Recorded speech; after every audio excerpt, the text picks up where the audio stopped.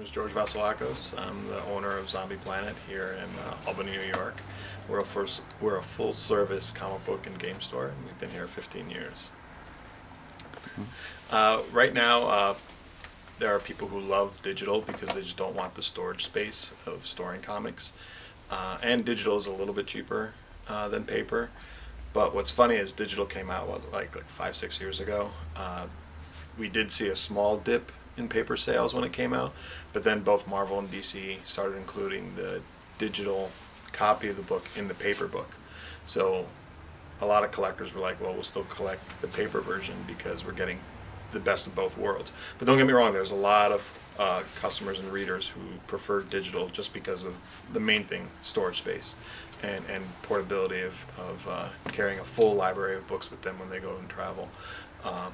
But what's interesting is now it's been quite a few years since the release of official digital product.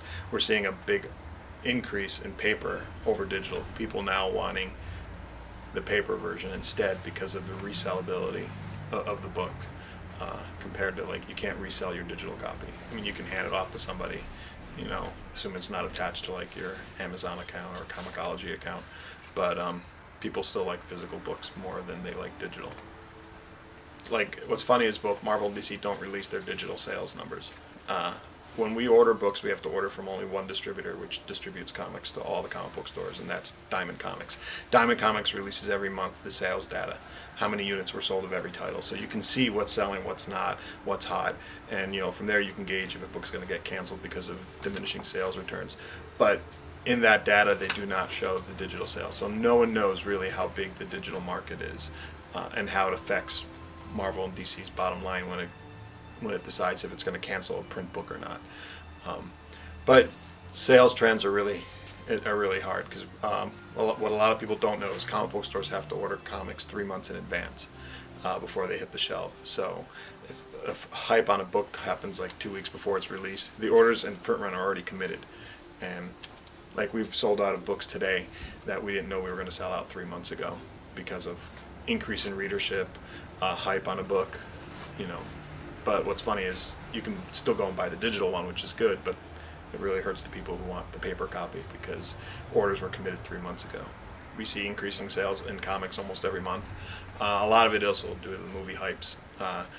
You know, that's a big advertising engine for both Marvel and DC. I mean, you can say what you want about the movies if you like them or not, but it just puts a big spotlight on comics, which is good for comic stores. Not just comics, but also the merchandising, like the toys, the action figures, the shirts.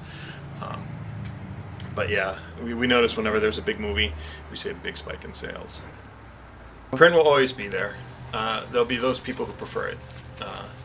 Like me, for example, I prefer reading a print book or comic over a screen because I'm behind the screen all day long, you know, here at work. So when I go home, I don't want to look at a screen for my entertainment, you know. I prefer to just read a physical book. Then there's the whole collectability thing. As books get lower print runs, they'll be worth more to people in the future who want them. But there are books that get overprinted, you know, and they may not be worth as much, you know, in the future. But publishers also reprint the books like crazy now. They compile all the individual issues into, you know, trade paperbacks and collections for the people who missed it out the first time. So that's going to drive up the collectability of the original printings as well. It always has. It's always been like that. And I see it continuing to do that. What would be nice is to see more integration of both digital and print together. Like, you know, you buy the monthly book, you get the digital book that way. If you want, you can get rid of the physical book. As a longtime comic fan and comic reader, and now owning a business selling comics, it's great seeing a huge influx of new people discovering comics because of it. Like, you know, last week I had a 60-year-old man come in. He had just walked out of seeing Black Panther and came in and bought like all the graphic novels.